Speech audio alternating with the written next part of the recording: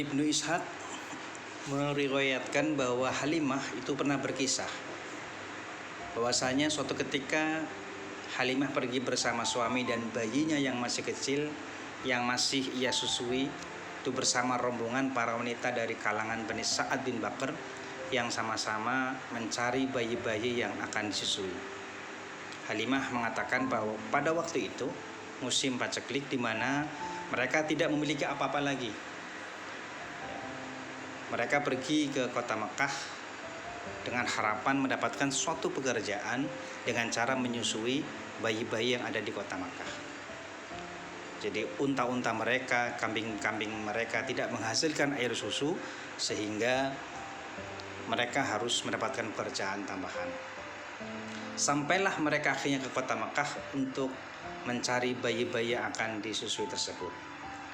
Dan yang perlu menjadi catatan bagi kita adalah bahwa tidak seorang wanita pun di antara mereka ketika ditawarkan kepadanya untuk menyusui Rasulullah Shallallahu Alaihi Wasallam, mereka semuanya menolak.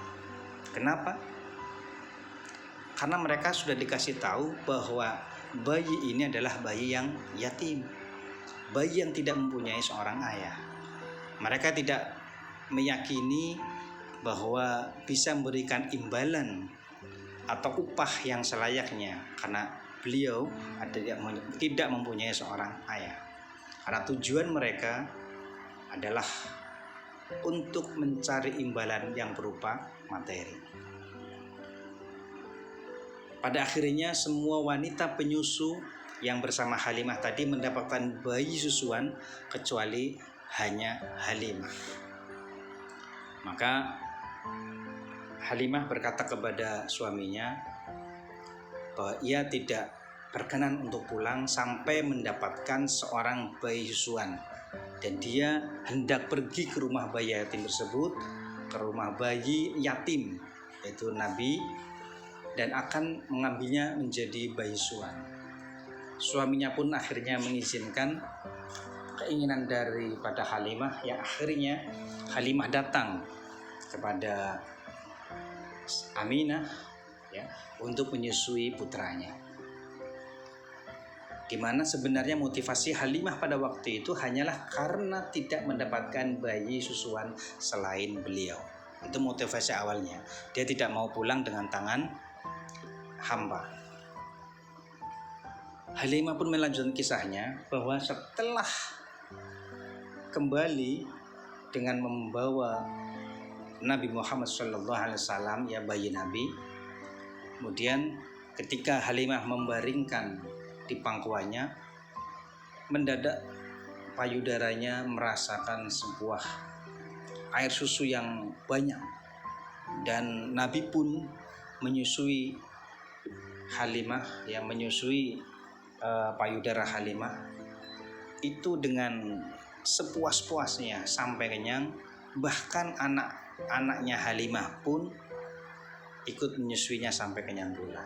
Jadi yang keberkahan Halimah yang tadinya sebelum menyusui atau mengambil bayi Nabi air susunya sangat kurang, tapi setelah mengambil Nabi air susunya justru melimpah, bahkan bisa digunakan untuk anak-anaknya yang lain. Ini satu keberkahan yang luar biasa yang dialami oleh Halimah. Bukan hanya itu, ternyata suaminya ketika dia keluar pada pagi harinya, suaminya keluar memeriksa, ternyata mendapatkan seekor untanya, mendapatkan kambing-kambingnya mempunyai banyak air susu yang tadinya juga tidak ada. Sehingga dengan melimpahnya air susu pada unta-untanya, pada kambing-kambingnya, maka kehidupan mereka semakin lebih baik karena banyak pendapatan yang dihasilkan dari air susu unta dan kambing tersebut. Jadi ada dua keberkahan yang dialami Halimah. Air susu yang tadinya tidak ada menjadi melimpah, kemudian unta-untanya juga air susunya melimpah. Begitu juga dengan kambingnya. Dengan keberkahan-keberkahan itu Halimah meyakini bersama suaminya bahwa bayi yang disusunya ini adalah pembawa keberkahan. Oleh karena itu Setelah tiba masanya 2 tahun, Halimah menyapihnya dan menurut adat pada waktu itu harus mengembalikannya kepada ibundanya.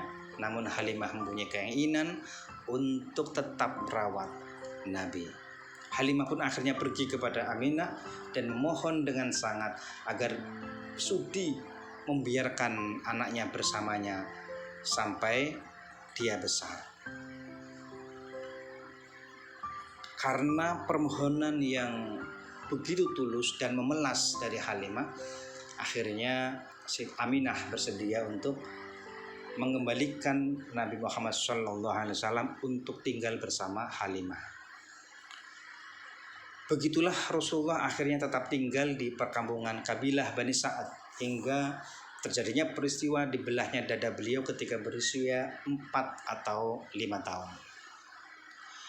Imam Muslim meriwayatkan dari Anas bahwasanya Rasulullah SAW didatangi oleh Jibril alaihissalam saat beliau tengah bermain bersama teman-teman sebayanya. Jibril menangkap dan merebahkan beliau di atas tanah lalu membelah jantungnya, kemudian mengeluarkannya. Dari jantung ini dikeluarkan segumpal darah. Jibril berkata, "Ini adalah bagian setan yang ada pada dirimu, sehingga bila tetap ada, ia dapat memperdayaimu." Kemudian mencuci jantung tersebut dengan air zam-zam di dalam baskom yang terbuat dari emas, lalu memperbaikinya dan menaruhnya di tempat semula. Teman-teman sebayanya tersebut berlarian mencari ibu susuanya seraya berkata, "Muhammad telah dibunuh." Maka mereka akhirnya beramai-ramai menghampirinya dan menemukannya dengan rona muka yang sudah berubah. Jadi ternyata Nabi tidak meninggal, tapi sudah dicuci dan dibersihkan. Ini riwayat Imam Muslim yang kita akui hadis riwayat Muslim adalah hadis yang sahih. Setelah peristiwa tersebut, Halimah merasa khawatir atas diri beliau, diri Nabi Muhammad SAW, sehingga dikembalikan lagi kepada ibundanya. Ya, akhirnya dikembalikan karena merasa sudah tidak aman, tidak bisa menjaganya. Ya, akhirnya dan Nabi pun akhirnya tinggal bersama ibundanya sampai berusia 6 tahun. Untuk selanjutnya kita akan membahas terkait dengan wafatnya ibunda Nabi, kakeknya Nabi dan pamannya Nabi.